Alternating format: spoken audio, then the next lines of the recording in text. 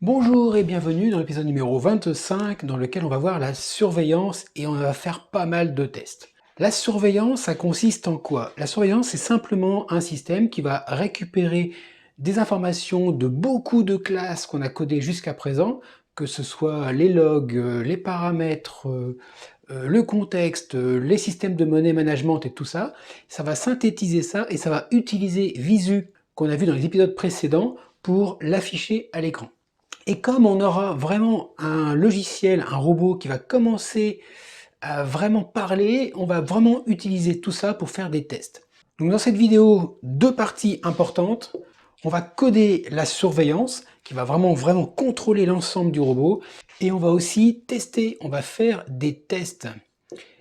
Et de ces tests-là, je peux vous spoiler un peu, on va trouver des erreurs. Ouais, parce que sinon, s'il n'y a pas d'erreur, c'est pas drôle. Donc on va trouver des erreurs dans les tests, donc je vous conseille d'aller jusqu'à la fin quand même. Et de ces erreurs, on va analyser en direct, j'ai repris toute mon analyse que j'ai filmée et je vous la donne dedans. Donc du coup la vidéo qui devait être assez courte, parce que surveillance c'est assez court, avec ça c'est un peu plus long. Donc le mieux c'est qu'on démarre tout de suite par le codage de surveillance.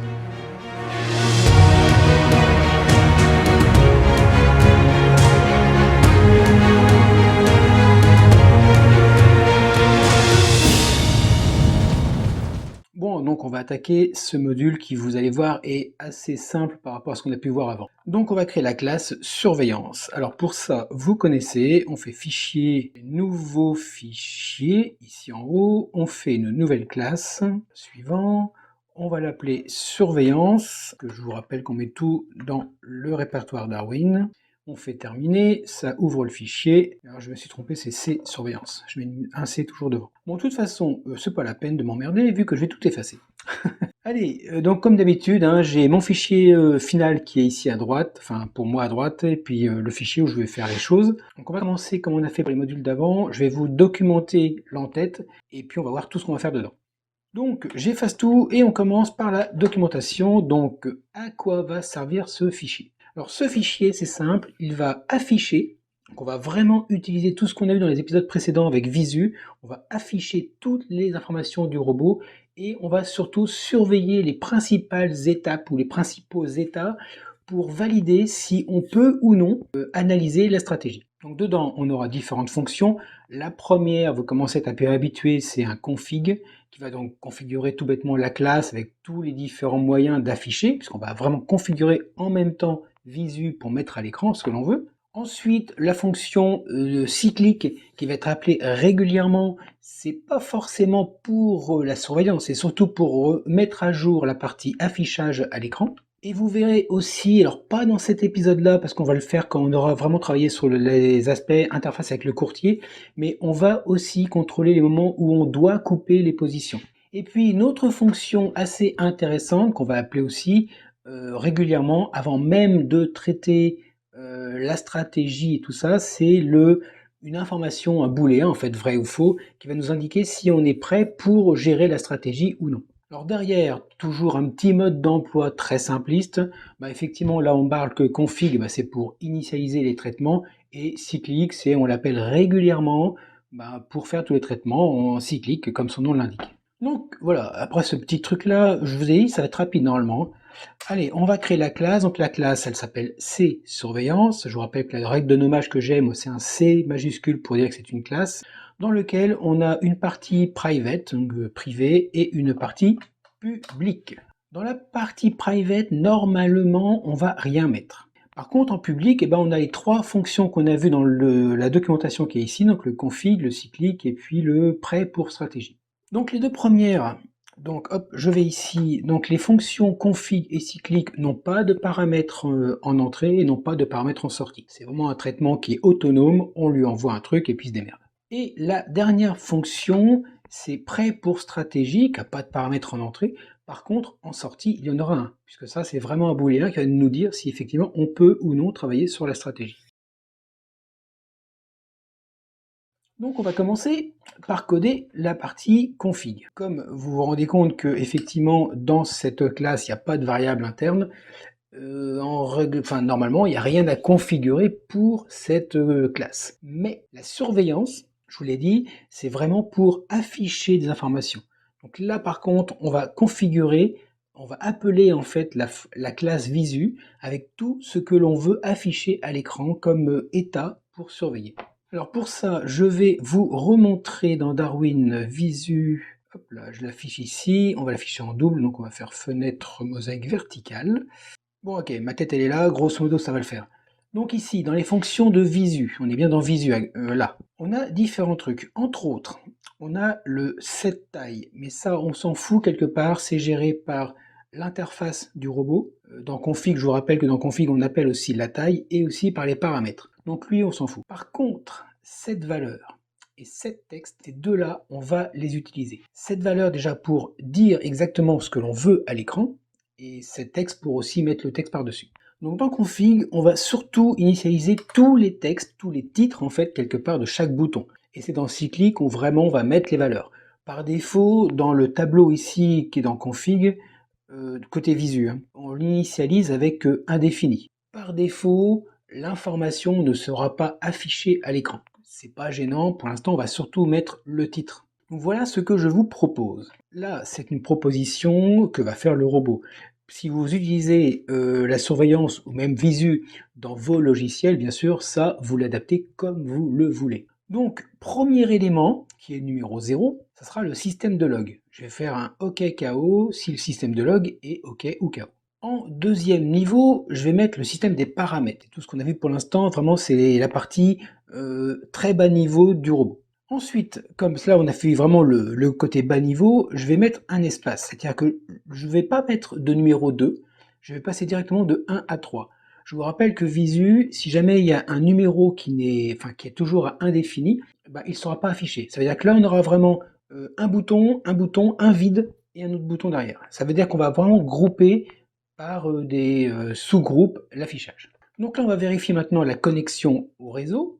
Ensuite, en 4, on va faire la configuration du compte. Après, on va vérifier, en tout cas, on va informer si le terminal est prêt pour le trading. Ensuite, il y a un autre système de configuration, c'est plus pour le logiciel. Est-ce que le logiciel est prêt pour trader? Après, vous rappelez, enfin, tout ça, on l'a vu dans une autre classe. Après, on va vérifier, savoir si les données du marché, on les reçoit correctement. Puisqu'on est sur le marché, on va essayer de vérifier est-ce que le marché est ouvert ou fermé. Bon, ça, c'est un groupe à part. Voilà, on va grouper comme ça et on va mettre un espace entre chaque groupe. Donc là, c'est un groupe particulier. Le numéro 10, ça sera la configuration de la stratégie. Est-ce que vraiment la stratégie est correctement configurée? Vous verrez dans les épisodes suivants. Ensuite, je vais récupérer un paramètre. Je vous rappelle que dans les paramètres, on indique si on a des journées off pendant la journée. Est-ce qu'on a le droit de trader ou pas? Donc là, on aura l'information, on est sur une journée off ou non. Pareil, plus bas, on avait aussi les horaires. On avait dit horaire de début de trading et de fin de trading. Donc avec ça, on aura l'information pour savoir si on est dans un horaire qui nous autorise à travailler avec la stratégie. On a aussi des horaires de coupure. On indique des coupures en fin de semaine ou carrément des jours ou carrément avec des heures et des dates où on dit à partir de là, tu coupes tout ce qui est ouvert. Et pour finir ce groupe, on a aussi les news. Je vous rappelle que quand on a une date de news, on indique une zone autour de la news, avant, après, et dans cette zone-là, en fait, le petit bouton qui correspond à ça va devenir rouge et vert dès qu'on sera sorti. Donc ça, c'est un groupe à part. Et puis, il y a deux petites informations qui sont pas des moindres, c'est le résultat du jour et le résultat, bien sûr, de la semaine. Ça, c'est deux choses différentes, et là, on verra que le texte, pour l'instant, c'est marqué résultat jour, résultat hebdo, surtout pour avoir, nous, en fait, quand on crée une information de ce qu'on va mettre dedans. Vous verrez que quand on fera la mise à jour cyclique, on remplacera ce texte-là par les résultats réels de la journée ou de l'hebdomadaire. Quand on a fait tout ça, qu'est-ce qui se passe? Alors, la classe c'est surveillance, elle n'a rien dedans, donc c'est bon. Par contre, dans Visu, dans le tableau, je vous rappelle qu'on a 20 données possibles, bah là, on va en créer 18, donc de 0 à 17. Et dans les 18, on va avoir un titre dedans. Pour l'instant, comme en fait toutes les données par défaut sont marquées en indéfini, il n'y a aucun affichage à l'écran. Mais on va voir que dans le cyclique, on va mettre des données. Et du coup, puisqu'on va mettre des données dedans, à partir de là, on aura un affichage sur l'écran du robot.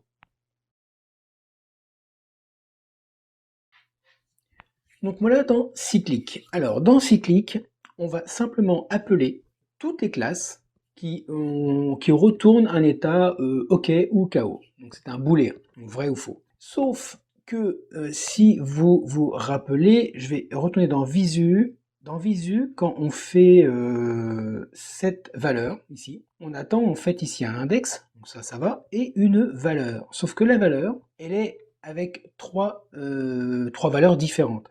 Et on les a dans les constantes. Je remonte au-dessus, on a la constante faux, qui vaut 0, vrai qui vaut 1, et indéfini qui vaut 2. Si on regarde que Visu, ça fonctionne sans problème. Sauf que là, on a des fonctions dans tout le robot qui nous retournent un état true ou false.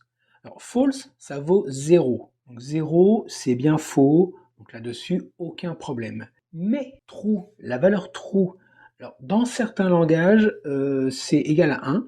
Dans d'autres, c'est égal à FF. Et nous, ici, c'est égal à FF. Donc FF, pardon, c'est 255. Oui, je parle hexadécimal.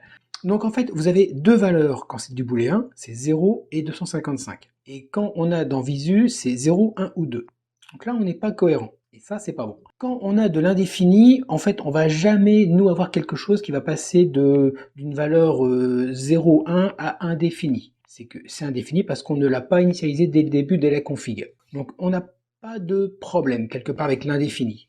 Mais pour la formation vraie, là, on a un réel souci. Un réel souci parce qu'on doit convertir un booléen qui vaut 0, 255, ou même 0, n'importe quelle autre valeur, c'est un booléen, mais on doit respecter ces valeurs, vrai ou faux, qui vaut 0 ou 1.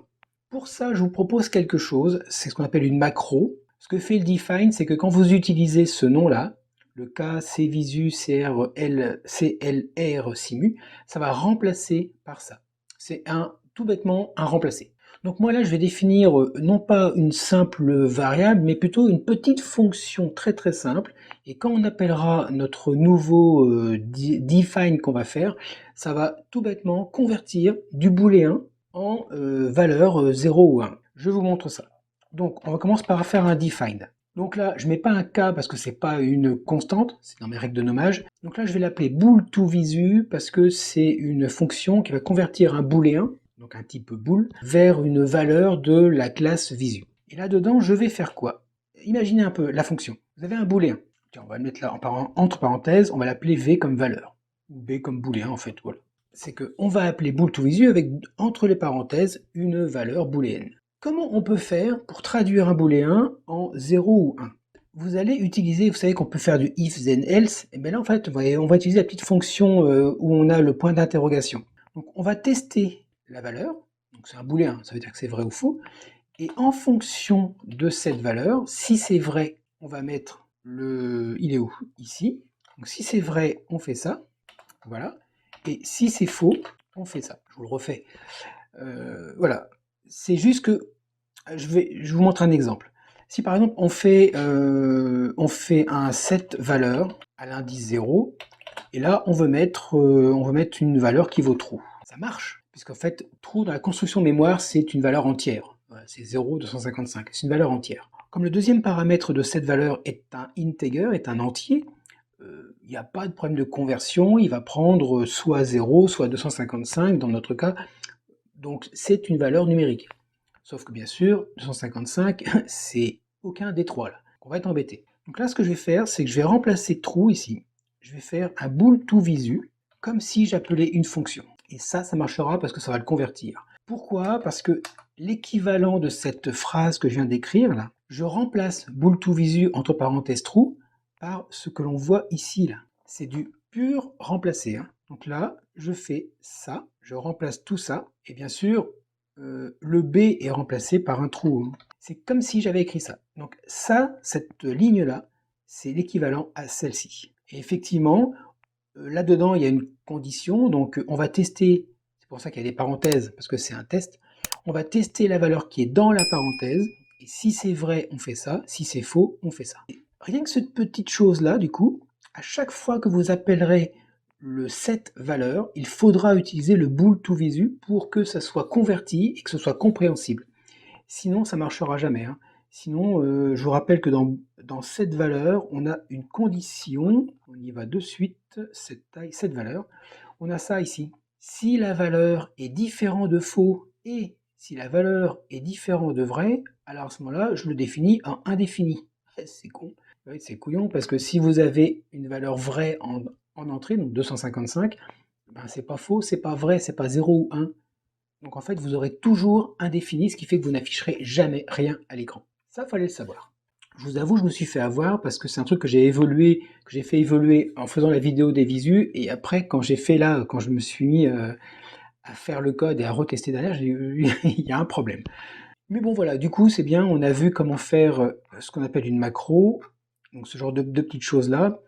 Donc c'est l'occasion d'évoluer dans la programmation en MQL4 et MQL5, hein, c'est pareil. Donc là, on a fait une modification dans Visu, c'est important, je vous la donne, et c'est ça qu'on va utiliser à chaque fois qu'on va appeler le set valeur qu'on va faire dans surveillance. Alors on rentre maintenant dans surveillance, je vous remets la configuration qu'on a fait au-dessus, et maintenant on va appeler les différentes fonctions qui sont de chaque classe, donc les logs, les paramètres, et puis les surveillances et tout ça, pour maintenant afficher à l'écran ce que l'on veut. Donc le premier, c'est les logs. Donc vous voyez, on fait cette valeur à l'indice 0, donc c'est bien celui qui est en haut. On a une fonction config OK qui retourne vrai si les logs sont bien configurés. Ben là, on va appeler cette fonction qui nous retourne true ou false, donc un booléen. Et donc en passant par cette macro, on va bien convertir le booléen en valeur 0 ou 1. Alors toute la suite, vous pourriez le faire vous-même, hein. Il suffit de regarder les classes qu'on a écrites, regarder les fonctions qui retournent des OKKO, et puis on les associe avec les différents numéros ici, 1, 3, 4, 5, etc. pour afficher à l'écran, ça pose aucun problème. On va quand même le faire ensemble. Allez. Donc là, c'est les paramètres, donc param avec config OK. Après, je remets un petit retour chariot pour séparer les blocs. Ensuite, on va récupérer dans les contextes, dans la fonction contexte, on a le état réseau, donc ça c'est pour la connexion du réseau. Ensuite, toujours dans les contextes, on a le état courtier. Après, on regarde si le terminal est OK, donc on fait état terminal. Ensuite, l'état du logiciel. Ensuite, l'état du marché. Et encore un petit dernier pour le contexte, c'est savoir si le marché est ouvert ou non, avec un petit retour chariot. Voilà, donc là on a fait, vous voyez, le groupe 3 jusqu'à 8, c'est celui qui est au-dessus, de 3 jusqu'à 8. Ensuite, on a une autre information pour la stratégie, donc comme on ne l'a pas fait, ben, pour l'instant je mets un vrai, hein, je laisse à vrai. Voilà, il y a tout doux, c'est pour repérer qu'il faudra le modifier pour l'avenir. Et après, ce sont des informations qui ne sont plus dans les contextes, mais plutôt dans les paramètres. C'est qu'on a la journée de trading, est-ce qu'on est dans la journée de trading? Est-ce qu'on est aussi dans un horaire de trading valable? Est-ce qu'on est hors d'une zone de coupure? Et pour finir avec les paramètres, est-ce qu'on est hors d'une zone de sécurité du news? Et il nous reste un troisième groupe pour les résultats des jours et de l'hebdomadaire. Donc là, on va dans monnaie, c'est la fonction monnaie où on récupère le résultat du jour. Donc attention, là on récupère l'état du résultat du jour, pas le résultat numérique, hein, c'est bien l'état. On fait pareil pour la partie hebdomadaire. Et maintenant, on a fini, quelque part, on a fini de renseigner tous les états. Et la seule chose qui reste à faire, parce que pour l'instant, c'est que la configuration dans la classe Visu. Maintenant, ce qu'il faut, c'est appeler la fonction qui va afficher à l'écran. Et ça, c'est la fonction de Visu qui est ici et qui s'appelle affiche, tout simplement. Et affiche, je vous le rappelle, hein, c'est une fonction qui va vérifier les états de ce qu'on vient de faire avec les 7 valeurs, qui va regarder avec ceux qui sont en cours sur l'écran, et si c'est différent, et uniquement si c'est différent, il va rafraîchir l'affichage en mettant à jour tous les attributs. Quand on a fait ça, on va faire une petite chose extrêmement intéressante. C'est que vous savez, il y a les tooltips. Les tooltips, c'est quand la souris, elle survole un élément graphique, il y a un message qui apparaît. Tous les messages qu'on a mis là, ici, là, le système de log, paramètres et tout ça, on pourrait faire un tooltip différent si c'est valable ou pas valable. C'est franchement, la couleur suffit largement. Par contre, ici, pour les deux, là, c'est là où moi, je veux pas forcément savoir que c'est le résultat jour qui est vert ou rouge. Non, je veux savoir le résultat. Je veux le connaître. Donc pour ça, on a le setText ou le updateText.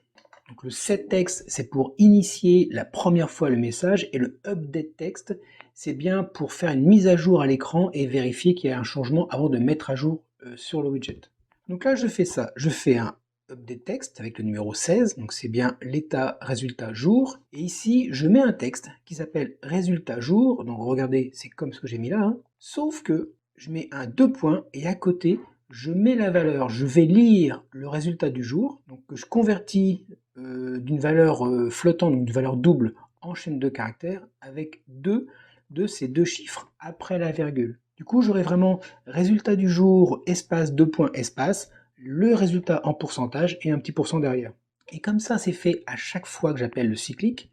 Si ça change, mon survol de la souris là, va à chaque fois être mis à jour avec la vraie valeur courante du résultat en pourcentage. Alors pourquoi en pourcentage? Parce que moi, la monnaie, dans mes résultats de trading, je m'en cogne. Franchement, je m'en cogne. Parce que si j'ai gagné 3%, j'ai gagné 3%. Si j'avais un compte à 1 million d'euros, j'ai gagné 3%. Si j'avais un compte à 10 euros, j'ai gagné 3%. Les pourcents, c'est bien, c'est toujours pareil. Et puis ça évite d'en foutre plein la gueule aux autres parce que ça n'a aucun intérêt. Donc le pourcentage, pour moi, c'est vraiment mieux. Ce qu'on a fait pour le résultat du jour, on va le faire, bien sûr, pour les résultats de la semaine.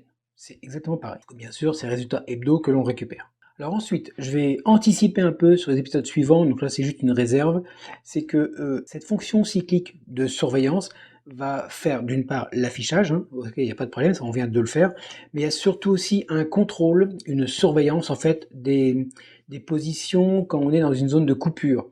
C'est lui qui va vérifier si on rentre dans une zone de coupure et qui va demander de couper les ordres. Donc je le fais.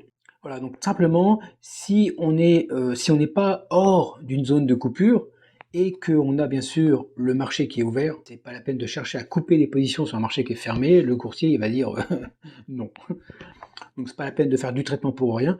Donc si on est vraiment dans la zone de coupure, donc on n'est pas en dehors, et qu'on a le marché ouvert, à ce moment-là, je ferai un traitement avec la classe qu'on va voir juste après, qui est la partie courtier, où on va appeler carrément les traitements pour couper les positions ouvertes. Et puis il y a un autre traitement que je considère comme assez important, c'est le contrôle des positions qui n'ont pas de stop. Parce que le robot, normalement, va ouvrir une position et il va mettre un stop. Mais on n'est pas à l'abri qu'il y ait le courtier, par exemple, ou tout bêtement la commande envoyée, qui n'est pas forcément pris en compte en totalité. Donc là, c'est quelque chose qui va vérifier quand même que le stop n'est pas mis et pourquoi. Enfin, il y a tout un système derrière qu'on va mettre pour protéger tout ça. On va finir cette fonction en faisant tout simplement la partie où on va analyser les différents attributs de droite et de gauche pour vérifier si effectivement on peut analyser la stratégie. Comme là j'ai marqué, on va tester la partie technique, la finance et les horaires. C'est tout un ensemble. Donc dans cette fonction, alors c'est pareil, on ne fait que récupérer, c'est pour ça que c'est mon point central quelque part. C'est d'ailleurs le robot va appeler surveillance et c'est lui qui va chercher à droite à gauche toutes les informations. Donc là je crée une variable locale, hein, parce que c'est là-dedans que je vais récupérer toutes les informations, et je vais concaténer tout ça, et je vais vérifier différentes choses, entre autres, ce qui vient du contexte. Dans le contexte, on a un système qui s'appelle getEtat général, qui va lui récupérer tous les sous-états vus par le contexte. En fait, le logiciel, la plateforme, le réseau, le courtier, enfin voilà, tout cet ensemble-là, on va récupérer ça, ça évitera de faire tout plein de récupérations, c'est déjà lui qui le fait. Ensuite, on va quand même vérifier, est-ce qu'on est en run? Est-ce que le robot est actif pour pouvoir travailler? D'ailleurs, sur ce point-là, peut-être qu'on va devoir faire un changement, j'y pense maintenant en vous le montrant, et peut-être qu'il faudra aussi considérer que quand on est en simu, on s'autorise à jouer avec la stratégie, sinon ça n'a pas marché. Donc là, il y aura peut-être un changement à faire dans les épisodes suivants. Alors vous voyez ici, j'ai mis un « et » ici. Le « et », c'est parce que je veux que l'état général soit OK et que l'état run est OK et tout ce qui va suivre derrière. Donc là, je veux aussi que l'on soit dans un horaire de trading dans lequel on a le droit de trader. Je veux aussi qu'on soit dans une journée où on a le droit de trader. Je veux pas qu'on soit dans une zone de coupure. Ça n'a pas de sens. Si c'est ouvrir un ordre pour le fermer juste après, on va se taper le spread régulièrement. Je ne veux pas trader quand on est dans une zone autour d'une news.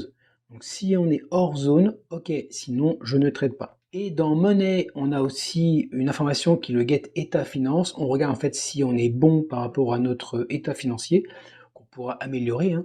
Mais voilà, tout ça, c'est tous les sujets que je veux pour m'autoriser ou non à aller plus loin et à faire de l'analyse de la stratégie pour détecter une opportunité et travailler avec. Et quand on a récupéré tout ça, alors on pourrait l'améliorer encore, hein, mais quand on a récupéré tout ça, bah après, il n'y a plus qu'à retourner l'état général, qui est la variable interne. Voilà, donc la classe est finie, hein. Maintenant, on va faire l'intégration dans Darwin et après, on va passer à tous les tests qu'on va faire. Donc, j'ouvre Darwin. Il est où Darwin? Il est ici.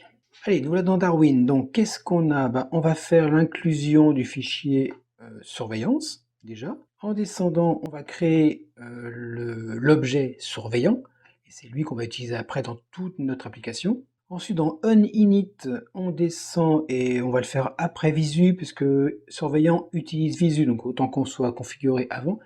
Donc on va appeler la config du surveillant du système. Et rappelez-vous qu'on a un petit traitement cyclique, et le traitement cyclique est tout à la fin du fichier du robot, qui est dans traitement régulier. Donc par exemple, on va faire ça après monnaie, on va récupérer le cyclique. Alors je le fais tout à la fin du traitement cyclique, parce que le traitement cyclique fait de l'affichage d'informations, l'affichage d'états. Donc autant qu'on ait les états les plus récents possibles avant d'afficher quelque chose à l'écran, avant de rafraîchir une information. C'est pour ça que tout à la fin, c'est très très bien.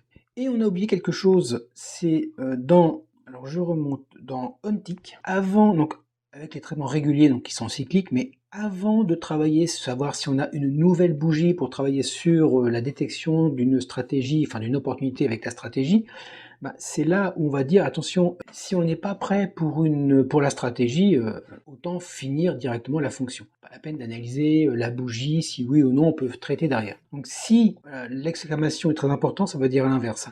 Si on n'est pas prêt pour la stratégie, à ce moment-là, on sort de la fonction.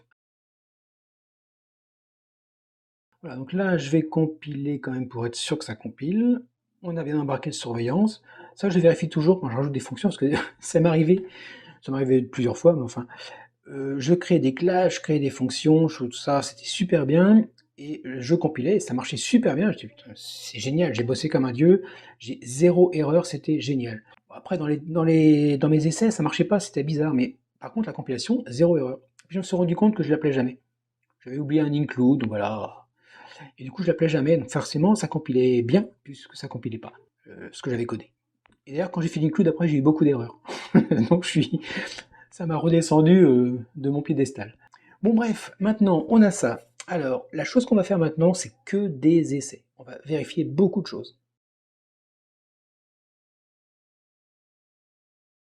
Bon allez, le premier test à faire, on va tout simplement aller sur le marché. Alors je suis sur MT4. Déjà, je vérifie effectivement que le choix ici, je peux choisir entre aucun affichage, le petit, moyen et grand. Donc quand j'ai aucun affichage, on va quand même vérifier que j'ai rien qui va polluer l'écran. Effectivement, j'ai rien en haut, donc c'est bon, il n'y a rien. Toi, je bouge le marché, il n'y a rien qui bouge. Ensuite, je vais faire le petit affichage. Donc je replique sur le petit bouton ici, je choisis petit affichage. Hop là, ici. OK. Là, il affiche rien, et si je bouge le marché, il affiche quelque chose. Ça, on va vérifier tout à l'heure. Pourquoi ça ne s'affiche pas de façon automatique? Parce que ça devrait s'afficher automatiquement. Donc là, il y a peut-être un truc à voir. On va quand même vérifier quand même les différentes solutions pour afficher les différentes tailles. Donc le moyen, comme ça, effectivement, très bien. Et puis le grand affichage, ça c'est pour les non-voyants. Après, c'est le chien d'aveugle. Voilà, là, ça commence à être costaud. Mais vous voyez que 10, 20, 30 niveau de la taille, c'est pas à peu près cohérent. Donc là, si avec la souris, je survole le cadre, il me dit robot en activité. Très bien. Si ma souris va sur le premier carré, système de log, système des paramètres, robot en activité ici, pourquoi pas, connexion réseau, configuration du compte, terminal prêt pour le trading, enfin pour trader, donc là il est rouge, ça veut dire qu'il y a peut-être une configuration à voir. Le logiciel prêt pour trader, pareil, ça va être une configuration logicielle. Données du marché, ouverture du marché, là, robot en activité. Bon, ça a de prendre en fait à chaque fois le truc qui est derrière. Config de la stratégie, journée de trading, horaire de trading, hors zone de coupure, hors zone de news. Là, résultat de la journée, 0%, effectivement, dimanche, j'ai rien fait. Et lui, pareil. On a vu que les différentes tailles étaient correctes, ça veut dire qu'on prend bien en compte le paramètre à l'exécution du robot. Là d'ailleurs, tiens, je vais faire un truc, je vais aller sur les paramètres, ici j'ai param.data, et je vais donc faire le visu, je vais ajouter en fait visu, je crois que c'est 1, en fait je vais mettre 1, et on va sauvegarder le fichier, on va voir si ça le prend en compte. Je crois que c'est toutes les minutes le scan. Bon, pour l'instant on va vérifier un truc. En tout cas, il y a quelque chose à voir, c'est pourquoi c'est pas affiché sans bouger le marché. Ça, c'est pas normal. Donc là, je vais dans le source, on va laisser le truc tourner, puis on verra bien si ça change. Donc ici, Darwin, log, non, ah bah tiens, voilà, ça a changé. Donc ça veut dire que déjà, alors ça c'est bien, ça veut dire que les paramètres sont bien pris en compte régulièrement et que c'est bien envoyé vers Visu. Ça veut dire qu'on peut configurer la taille d'affichage soit par le lancement du robot, soit par les paramètres. On a vérifié pas mal de choses déjà là. Bon, donc je reviens à notre petite problématique de le fait que ça ne s'affiche pas automatiquement. C'est dans OnTimer où on a les traitements réguliers qui sont appelés. Là, ce que je vais faire, c'est que je vais faire un print fonction. Ça, c'est juste pour vérifier si effectivement on appelle régulièrement le OnTimer. Parce que là, le OnTick ne marchera jamais vu qu'on est dimanche. Donc le marché est fermé. Par contre, normalement, on devrait avoir des traitements réguliers qui sont appelés donc toutes les... Je crois que c'est secondes ou demi-secondes, je sais plus comment on avait fait. Je sais plus. Bon bref, allez, c'est pas grave. On compile. Voilà, ça, bon, ok, ça relance tout. Donc là, je suis dans la partie en bas et on voit que le timer est appelé toutes les secondes. Donc le timer est bien appelé. Pourquoi c'est pas affiché? Donc je retourne ici, je vais virer ça, ça me sert plus à rien. Par contre, dans traitement régulier, qui est tout en bas, voilà, donc là, j'ai surveillance cyclique, c'est lui qui est appelé, donc dans surveillance. Donc dans surveillance cyclique, on fait toutes les mises à jour en fait des différents attributs et normalement, on appelle affiche ici. Donc dans affiche, dans visu, il n'y a pas de condition. C'est ce que je regarde en fait si au cas où il y a une condition particulière qui empêcherait d'appeler la fonction qui affiche. Alors que là, non.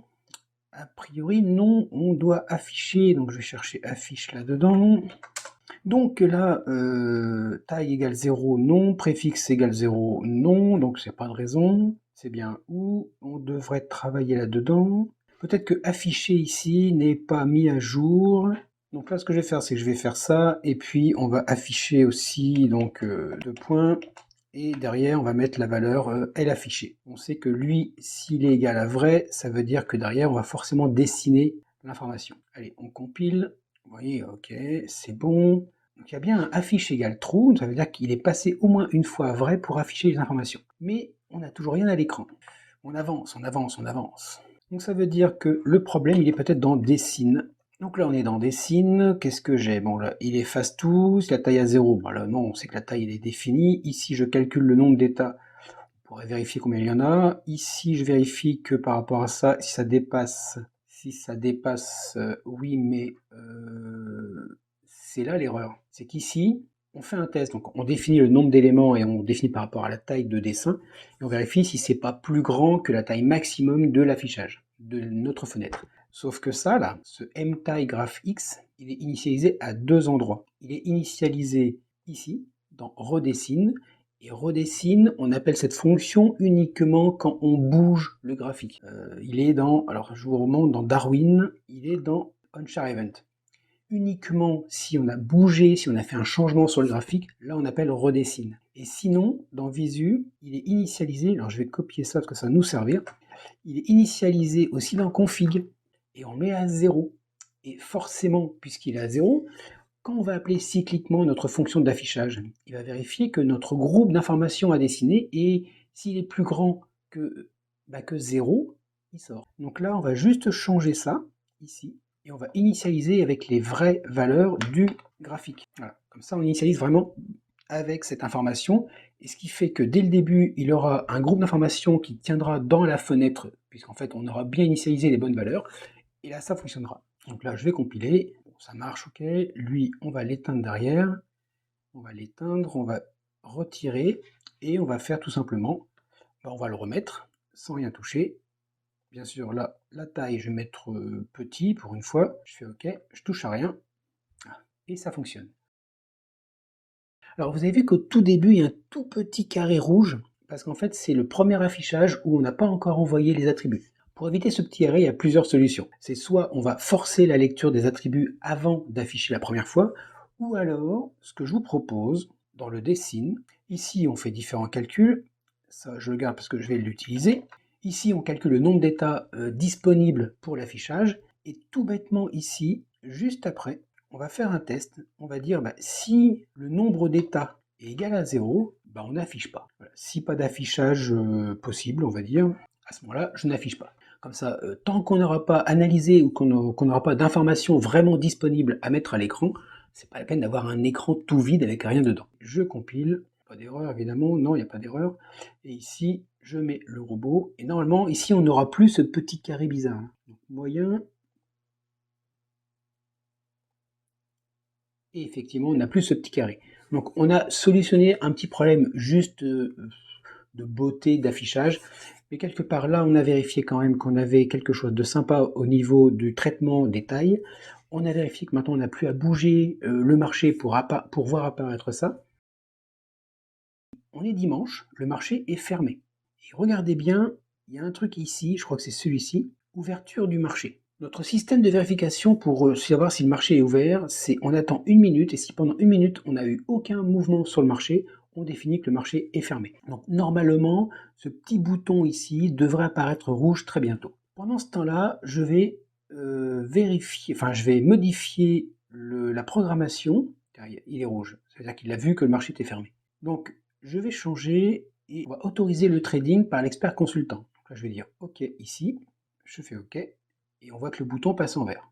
Pareil pour lui, si je clique dessus, que je vais dans Général et que je fais autoriser le trading, je clique, bon, il relance évidemment, et du coup, tous les boutons sont verts. Alors, sauf le marché ouvert, parce que lui, toujours la fameuse minute d'attente. Alors, ces deux premiers boutons, on va les vérifier quand même, c'est le log et les paramètres. Alors, les logs et les paramètres, si on veut créer une erreur, là par contre, il faut aller dans le code, dans Darwin, je remonte tout en haut, et tout en haut, on sait qu'on a une constante ici, qui est le nom du répertoire. Et ce nom de répertoire, on l'utilise pour les logs, ici, le cas répertoire, et aussi pour les paramètres. Donc si le répertoire est mauvais, quelque part, on sait qu'on aura forcément deux erreurs en même temps. Donc là, alors on pourrait faire séparément, typiquement on va faire que les logs. Au lieu de faire ça, on va faire un répertoire vide, et je crois qu'on n'accepte pas ça. Donc je fais compile, il relance le robot, et on voit que le premier, pour les logs, il est bien à rouge. Donc ça c'est bon, ça fonctionne. Je remets ce qui était avant, dans les paramètres, je mets une chaîne vide, pareil, on n'autorise pas, je compile, je continue, et lui, il me met ici du rouge. On revient en arrière, hop, je recompile. Alors là, moi j'ai un truc qui me pose problème. Je ne sais pas si vous avez vu, mais il y a un truc qui me pose problème. Ici, tout est vert. Et on a un paramètre en entrée qui dit que c'est en petite taille. Je vous le refais. Je ne sais pas si vous avez vu, mais regardez. Dans les paramètres ici, je lui dis que la chaîne, je la mets à vide. Je compile, c'est toujours petit. D'accord? Je compile. Donc là, on n'a pas les paramètres. Donc il nous dit attention, paramètres non initialisés. Okay. Je continue quand même. Pourquoi c'est cette taille-là? Quelle est la raison d'avoir une taille comme ça? Donc là, il y a un truc bizarre à trouver. A few moments later. Alors, je vous cache pas, alors là, j'ai un peu analysé dans mon coin parce que c'était pas si évident, mais j'ai trouvé pourquoi la taille était différente entre le moment où on n'avait pas de paramètres et le moment où on avait des paramètres. Quand on a des paramètres valides, je vous rappelle que tout à l'heure, j'avais fait ce fichier-là, des paramètres, visu 1.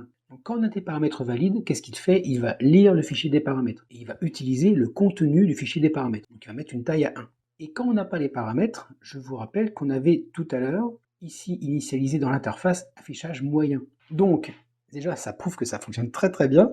C'est que si on a les paramètres, cette configuration, il s'en fout parce qu'il va prendre celle du fichier des paramètres. Et si on n'a pas les paramètres, en fait, il prend la configuration qu'on a disponible sur les paramètres d'entrée. Donc ça fonctionne.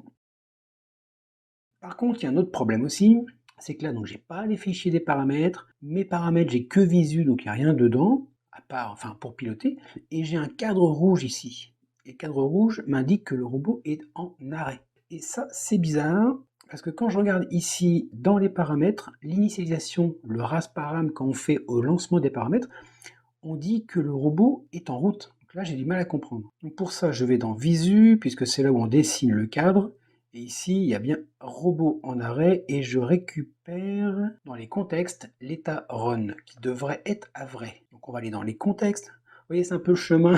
C'est dur, hein, mais non, c'est cool. Faut juste savoir, ouais, on a un fil, et ce fil, faut le suivre jusqu'au bout, jusqu'à la racine. Et quand vous voyez différents états comme ça, alors là, moi, ça va, il n'y a pas grand-chose, mais souvent, j'ai un papier et je note tout ce que je vois où j'ai des questions. C'est pas forcément des erreurs, c'est des questions. Pourquoi c'est rouge? Pourquoi la taille change? Pourquoi quand je change là, ça bouge là aussi? Pourquoi? Je note toutes mes questions. Toutes mes questions sont notées et chaque question doit avoir une réponse. Et quand je trouve une réponse, je refais la manip qui m'a servi de voir ces questions et des fois, par logique quelque part, certaines réponses disparaissent. Là, typiquement, la taille était différente, mais en même temps que la taille, j'ai vu qu'il y avait un carré qui est passé de vert à rouge. C'est pas normal. Pourquoi? Est-ce que la réponse de cette différence de taille peut répondre à la différence de couleur? Là, non, puisque le fichier param n'est pas enseigné. Donc, c'est pas normal.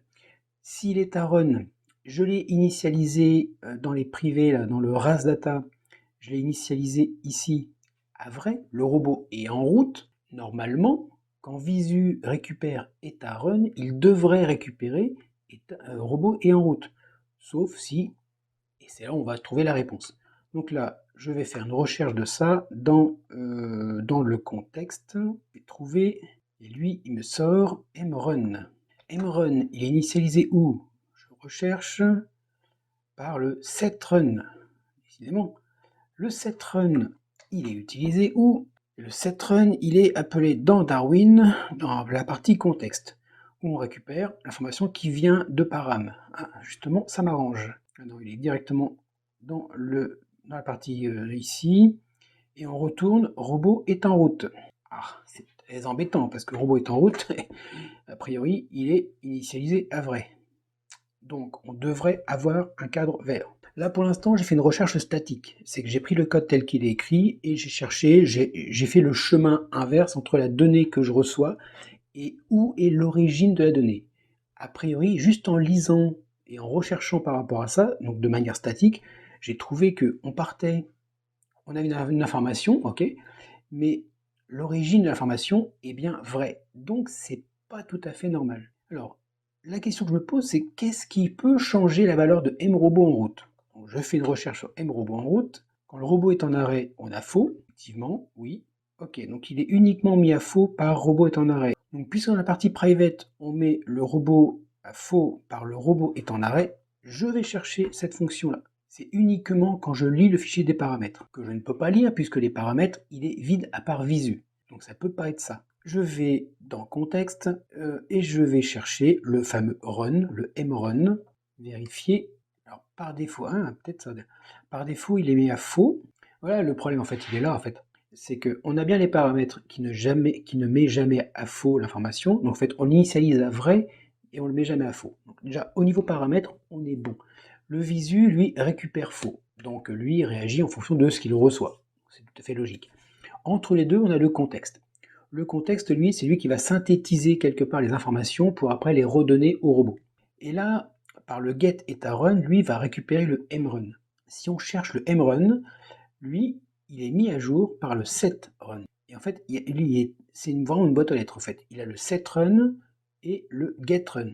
Mais quand même, quand on fait le config, il le met par défaut à faux. Donc si on regarde ça, on va se dire que le contexte, si on n'a pas le setrun qui va écraser la valeur d'initialisation, ben c'est normal qu'on ait du faux. C'est normal que Visu, lui, va récupérer l'information du contexte qui sera un faux.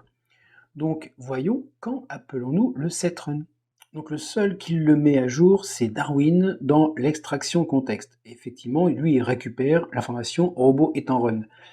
Le petit détail que j'ai zappé tout à l'heure, c'est que quand appelons-nous, et je ne me suis pas posé la question, ok, donc là, il n'y a pas de condition, ça suit, et en fait, on va récupérer dans le contexte l'information des paramètres. Mais extraction paramètres, on l'appelle quand? Et je crois que là, c'est conditionné. C'est conditionné quand on a le param cyclique qui vaut vrai. Et ce param cyclique qui vaut vrai quand on a lu le fichier des paramètres. Sauf que là, le fichier des paramètres, il est en erreur. Et ça veut dire qu'on n'aura jamais les valeurs initiales de la classe paramètres qui sera mis à jour dans le contexte. Parce qu'on n'aura jamais lu correctement le fichier des paramètres. Donc, ok, j'ai ma source du problème, je sais que c'est ça. C'est cette condition-là. Donc maintenant, si je retourne dans les paramètres privés, on voit que dans les RAS data, donc la partie initiale, par défaut, je considère que les robots est en route. Ce qui est très très bien. Mais je m'en fous quelque part. Ici, je pourrais mettre faux, ça serait pareil. La seule information qui est importante, c'est pas dans les paramètres, c'est dans le contexte. C'est là où je ne dois pas initialiser le mrun à faux, mais à vrai. Puisque lui, il est initialisé par la lecture des paramètres, par la fonction paramètre, et que celle-ci peut être en erreur.